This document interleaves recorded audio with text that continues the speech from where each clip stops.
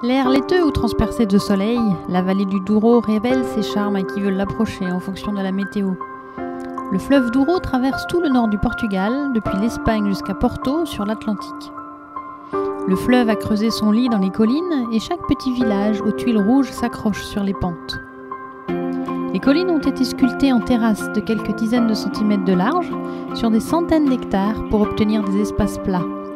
Il a fallu des siècles et des générations pour stabiliser ces collines, pour en faire des terrains et planter de la vigne dessus.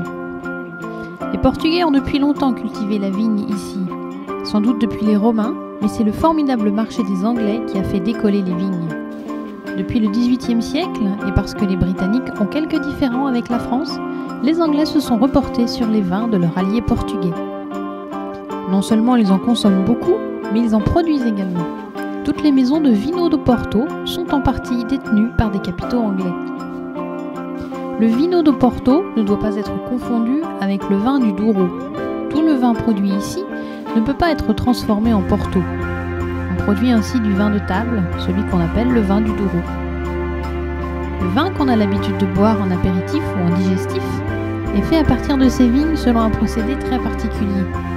La fermentation du raisin est arrêtée après quelques jours, entre 2 et 5 jours selon les types produits, en ajoutant de l'eau de vie à 77 degrés. Le vin est ensuite vieilli en tonneaux plus ou moins longtemps. Il y a quelques villages perdus au milieu des vignes. La vallée offre des visages grandioses striés par ces terrasses à perte de vue. Toute la vallée a été classée patrimoine mondial de l'UNESCO en 2001, ce qui permet de protéger cette nature si impressionnante.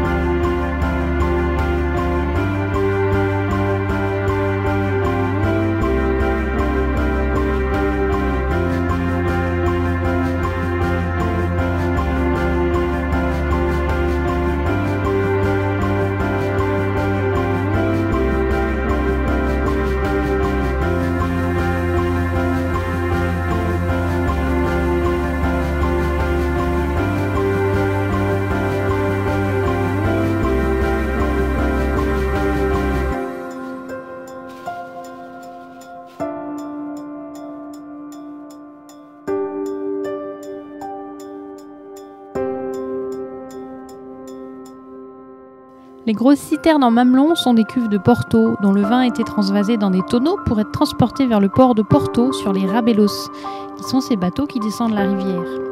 Le charmant village de Pinhao semble posé sur un lac suisse. Il est juste sur les eaux du Douro, retenu par le barrage de Peso da Rega.